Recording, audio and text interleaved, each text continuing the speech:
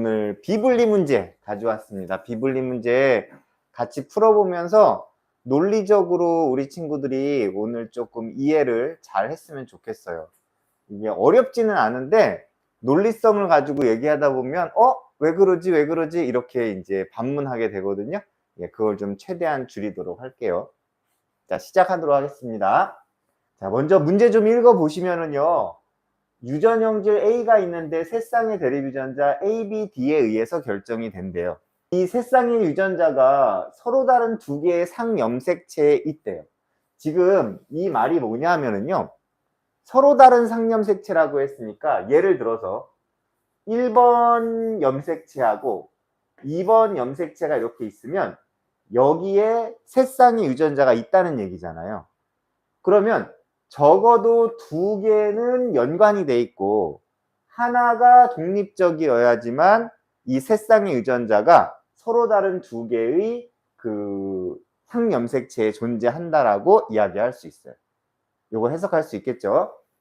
세 쌍의 유전자가 서로 다른 두 개의 상염색체에 있다는 얘기는 1번 상염색체, 2번 상염색체가 있으면 서로 다른 상염색체에 세 쌍의 유전자가 들어가는 방법은 두 개의 유전자는 연관돼 있고 하나는 독립적이면 된다라는 뜻인 거예요. 근데 그게 A, B가 연관돼 있는지 A, D가 연관돼 있는지 B, D가 연관돼 있는지 모른다는 겁니다. 자, 이 상태에서요. 유전자형이 라스라스 AABBDD인 G 원기의 세포 Q로부터 정자가 형성되는 과정을 요 가번 그림에서 나타냈고요. 그리고 나번 그림에 기억세포, 니은세포, 디귿세포 안에 소문자 A, 대문자 B, 대문자 D의 유전자를 DNA 상대량을 나타내고 이 세포들이 로마 숫자 1, 2, 3하고 매칭을 시키면 된다는 얘기입니다. 그리고 염색체 비분리가 한 번 일어났대요. 한 번 일어났고 그 다음에 이제 제일 중요한 게 마지막 단서였어요. 로마 숫자 1, 2, 3번 중에 한 개의 세포에만 이 대문자 A의 유전자를 가지고 그 다음에 1번은 중기의 세포이다. 이제 여기까지가 문제입니다.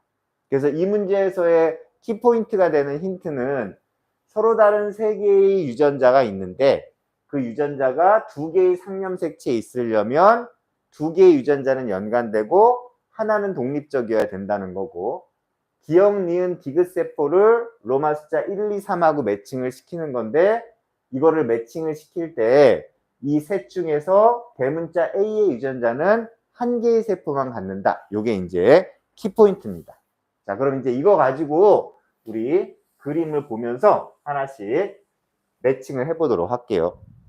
이제 하나씩 매칭을 할 건데요. 제일 먼저 써야 될 거는 지금 요 Q가 G 원기의 세포고요. 문제에서 여기에 유전자형이 이렇게 라스라스로 돼 있는 AABBDD의 유전자형을 가진 그런 세포부터 시작을 하는 겁니다. 자, 그 다음에 이제 쭉 보시면 아시겠지만 첫 번째 지원기에는 복제된 상태가 아닌 거죠. 그래서 머릿속에 기억해야 돼요. 여기는 복제된 상태가 아니에요. 뭐 그림으로 나타낸다면 이렇게 일자 모양, 이런 모양이라고 볼 수 있겠죠.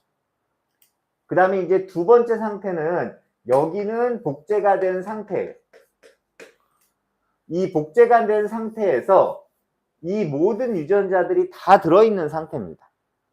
아셨죠? 복제가 된 상태니까 이렇게 돼 있고 상동염색체가 존재하면서 이 유전자들이 이 안에 다 있는 상태야. 그리고 이제 감수 1분열이 끝나면 여기 이제 감수 1분열 중기세포가 되는데요. 이제 여기에서 이 복제된 상동염색체가 각각 끌려가겠죠. 그런데 어쨌든 이 로마 숫자 1에도 복제된 상태로 끌려가는 거예요. 여기까지 따라왔죠? 그런 다음에 이제 얘가 감수 2분열이 진행이 되면은요. 그때는 염색분체가 끌려가는 거잖아요. 그러니까 이제 여기에는 DNA 상대량이 짝수가 나올 수 없어요. 여기는 염색분체가 끌려가는 상태이기 때문에 복제된 상태가 아니라고 생각을 하시면 됩니다. DNA 상대량이 짝수가 나올 수 없는 거. 그래서 우리가 지원기, 감수 1분열 중기, 감수 2분열 중기, 생식세포 이렇게 부르는 거죠. 지원기, 감수 1분열 중기, 감수 2분열 중기, 생식세포. 다 따라왔죠? 그리고 이제 이렇게 정자가 형성이 되는 겁니다. 해석을 해볼게요.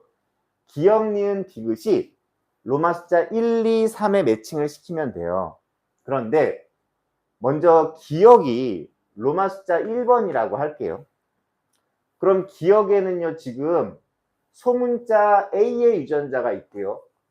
그 다음에 대문자 D의 유전자가 있어요. 그런데 로마 숫자 1번은요, 복제된 상태라고 했거든요.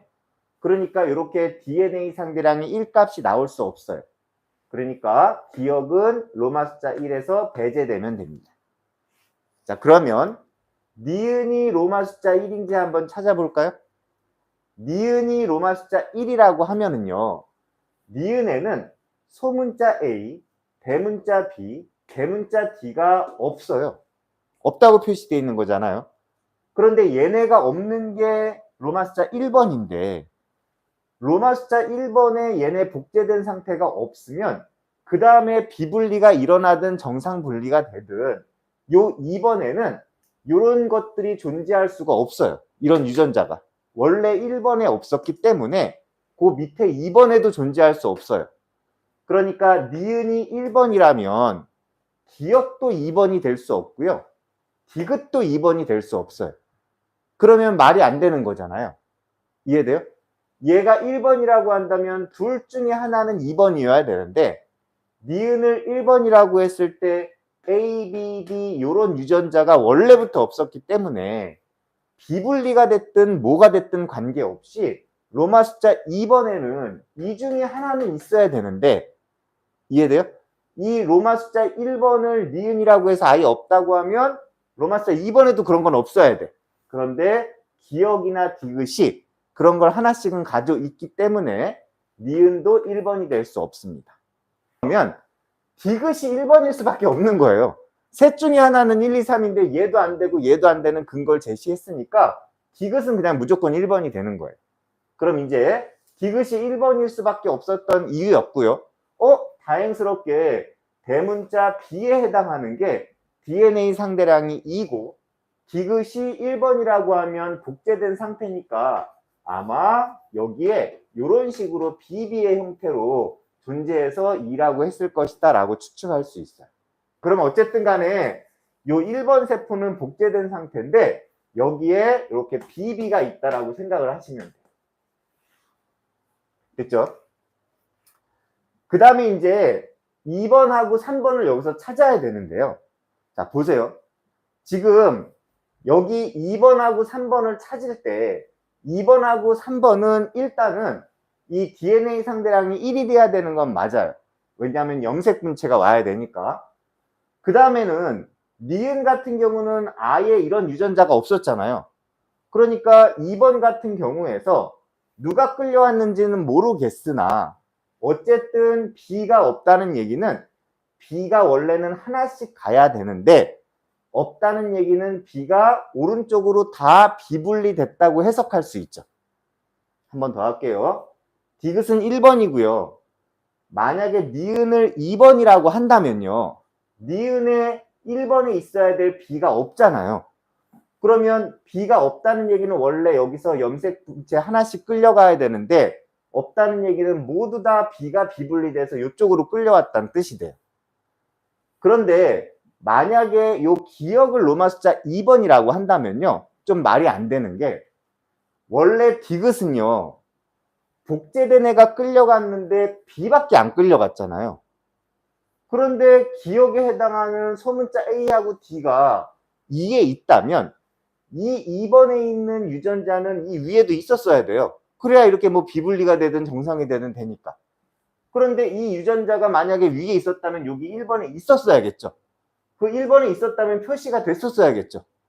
근데 처음부터 표시가 안 됐으니까 기역은 절대 2가 될 수가 없었던 거예요. 그러면 니은이 2가 될 수밖에 없는 거고 이 니은이 2가 됐다는 얘기는 아까 해석한 것처럼 요 염색체 비분리가 이 과정에서 일어나서 B가 이쪽으로 이렇게 다 끌려갔다고 생각하시면 돼요. 원래는 이렇게 하나씩 하나씩 가야 정상인데 요 B가 이쪽으로 다 비분리돼서 가버리는 그런 셈이 되는 거죠.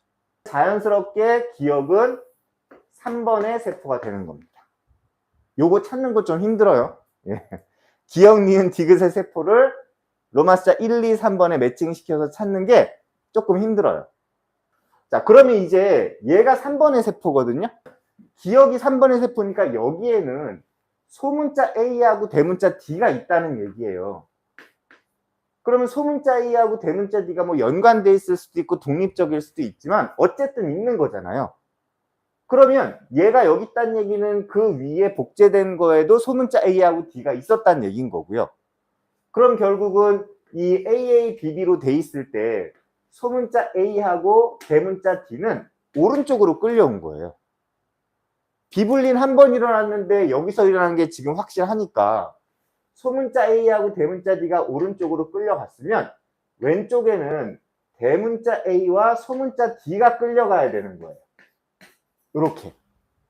근데 쟤네가 뭐 연관되어 있는지 어땠는지는 모르겠죠. 어쨌든 이렇게 끌려가는 상태고요. 이제 여기서 키포인트는 아까 문제에서 1, 2, 3번 중에 대문자 A는 한 군데만 있다고 했어요. 그런데 여기 1번에 있잖아요. 대문자 A가. 대문자 A가 1번에 있고 만약에 얘가 정상적으로 분리된다면 여기도 A 하나, 여기도 A 하나가 돼야 돼요. 그럼 여기도 A 하나가 되면 대문자 A가 두 개가 되는 거잖아요. 하나밖에 없다고 했잖아요. 그러니까 이 A도요. 여기서 분리될 때 B처럼 비분리돼서 같이 간 거예요. 그럼 B처럼 비분리돼서 같이 가려면 A가 B하고 연관돼 있었어야 돼요. 그래야 비분리돼서 같이 가는 거야. 그러면 D가 독립적인 거죠. 하지만 D는 비분리가 안 됐으니까 각각 하나씩 이렇게 들어가는 거예요.